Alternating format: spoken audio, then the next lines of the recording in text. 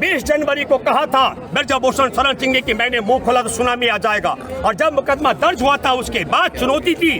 मोदी, अमित शाह, नड्डा बोल के दिखाए कि मैं पद से हटूं। यानी कि सुप्रीम कोर्ट का दरवाजा भी खटखटाया। 7 लड़कियों ने यौन शोषण की शिकायत कराई, लेकिन दुख और अफसोस की बात है सुप्रीम कोर्ट के मुख्य न्यायाधीश ने भी गंभीरता से नहीं सुना। 7 पीड़िताओं की शिकायत है, लेकिन 2 ही मुकदमे दर्ज हुए।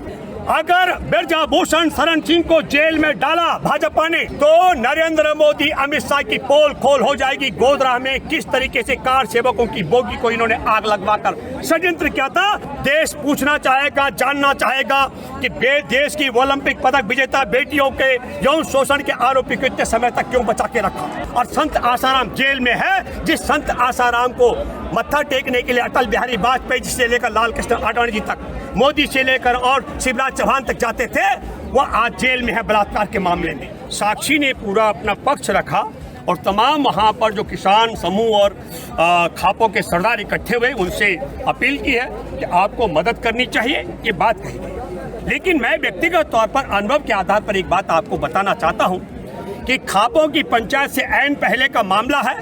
बबीता फोगाट जो ओलंपिक पदक विजेता है, पहलवान जब धरने पर बैठे थे 18 जनवरी को, तब उनके साथ थे। और उसके बाद एक कमेटी बनाई है खेल मंत्रालय की तरफ से। उस कमेटी में पहलवानों का पक्ष रखने के लिए बबीता फोगाट शामिल हुई, और तब दोबारा से ये ये बेटियां जब यहाँ पर डटी हैं, 21 तारीख को इन्होंने मुकदमा दर्ज कराया था, 23 तारीख धरना दे रही है। आप सबको जानकारी कि सुप्रीम कोर्ट का दरवाजा भी खटखटाया। 7 लड़कियों ने यौन शोषण की शिकायत कराई, लेकिन दुख और अफसोस की बात है सुप्रीम कोर्ट के मुख्य न्यायाधीश ने भी गंभीरता से नहीं सुना। 7 पीड़िताओं की शिकायत है, लेकिन 2 ही मुकदमे दर्ज हुए, एक नाबालिग का और एक यौन शोषण का। 5 मुकदमे गायब कर दिए गए। और फिर मैं ये कहना चाहता हूँ, ये धरना चल रहा है खापों की पंचायत से ऐन पहले। बबीता फोगाट ने एक बहुत बड़ा आरोप लगाया, कहा कि विनेश फोगाट यहाँ पर राजनीति कर रही है।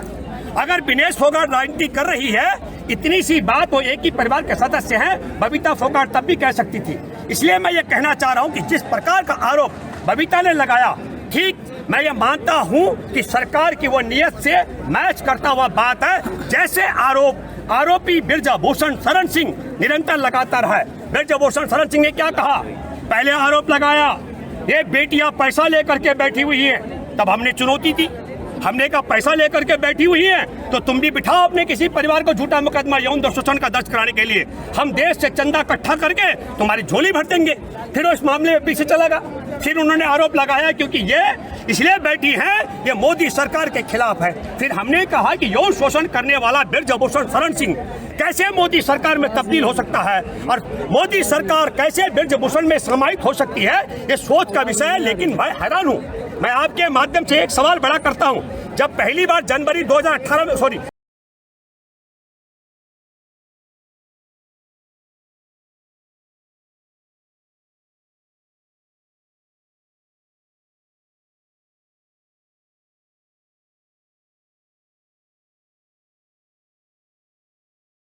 माध्यम से कहना चाह रहा हूं, जिस प्रकार के झूठे बेबुनियाद आरोप ब्रजभूषण शरण सिंह लगा रहा है, ठीक वैसा ही बेहुदा आरोप यहाँ पर बबीता फोगाट ने लगाया। बबीता फोगाट का यह आरोप का आधार क्या है, कहा कि ये विनेश फोगाट प्रियंका गांधी के गले लगी है।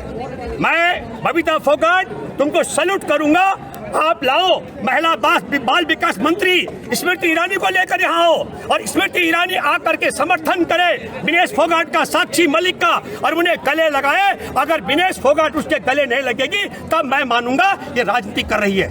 लेकिन अगर यहाँ बबीता फोगाट तुम यहाँ पर स्मृति ईरानी जो महिला बाल विकास मंत्री है उसको नहीं ला सकती हो, अपनी महिला सांसदों को लेकर नहीं आ सकती हो, तो इसका मतलब है कि तुम ब्रजभूषण शरण सिंह के इशारे पर, मोदी और अमित शाह के इशारे पर ओलंपिक पदक विजेता बेटियों को बदनाम करने का बेबुनियाद आरोप लगा रही है। और यह ताकत है जो आपने कहा 29 दिन की तरक्की है। जब पहले 18 जनवरी को आए थे तो बड़ी संख्या में पहलवानों को अलग कर दिया गया।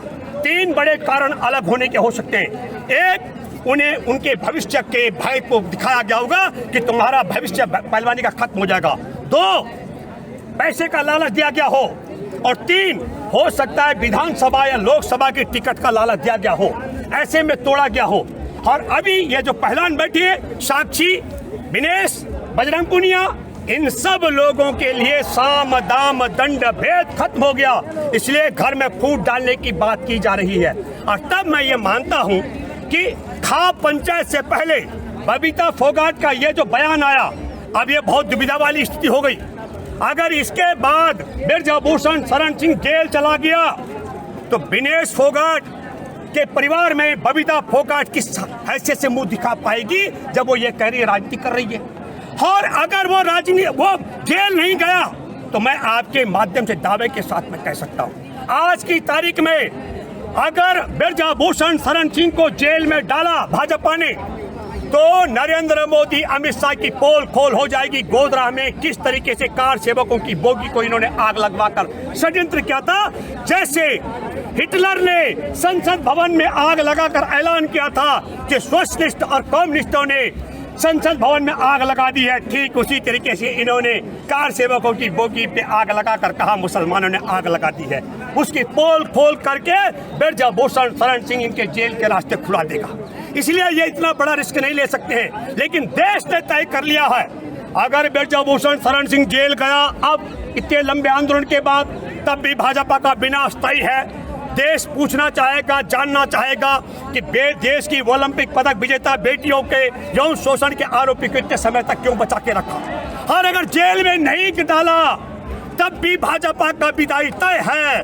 देश थू थू कर रहा है क्योंकि इनका इतिहास बड़ा काला हो गया। चिन्मयानंद राम मंदिर के निर्माण करने वाले ने 1400 करोड़ रुपए राम मंदिर के चंदा जो इकट्ठा हुआ था, बंदर बाट 20 पैसे की, उसमें इसने एक कॉलेज बनाया, वहाँ नग्न लड़कियों से मालिश कराता हुआ उसका वीडियो वायरल हुआ। उस बेटी को सुप्रीम कोर्ट जाना पड़ा। वही हालात आज की तारीख में ओलंपिक पदक विजेता बेटियों को सुप्रीम कोर्ट जाना पड़ा।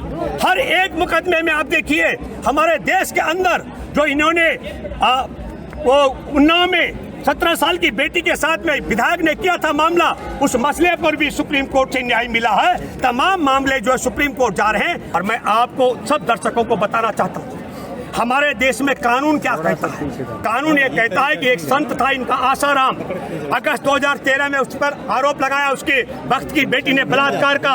वो बेटी सीधे थाने में गए, अपने पिता के साथ मुकदमा दर्ज हुआ और संत आसाराम जेल में है। जिस संत आसाराम को मत्था टेकने के लिए अटल बिहारी वाजपेयी जी से लेकर लाल कृष्ण आडवाणी जी तक, मोदी से लेकर और शिवराज चौहान तक जाते थे, वो आज जेल में है बलात्कार के मामले में। और आज भी वही कानून है। पहले बेटियां थाने जाते हैं, मुकदमा दर्ज नहीं होता, सुप्रीम कोर्ट जाना पड़ता है, मुकदमा दर्ज होता है, लेकिन यौन आरोपी गिरफ्तार नहीं होता है। इनका खेल का भविष्य भी चौपट कर दिया गया और इन्होंने यौन शोषण का मुकदमा दर्ज कराया, आरोपी गिरफ्तार नहीं होगा। तब मैं कहना चाहता हूं कि देश में करोड़ों परिवार हैं, दलितों के करोड़ों, आदिवासियों के परिवार हैं, करोड़ों देश में अल्पसंख्यक के परिवार हैं, भूमिहीनों के परिवार, किसानों के, गरीबों के परिवार हैं। अगर उनका यौन शोषण होगा तो उनके मुकदमे कैसे दर्ज होंगे। इसलिए मुझे लगता है सबको एकजुट होना पड़ेगा और लगता है कि यह लड़ाई जंतर मंतर से अगर न्याय नहीं मिलेगा तो जनता की अदालत में देश भ्रमण करना पड़ेगा। धन्यवाद। जय हिंद, जय जवान, जय किसान, जय संविधान।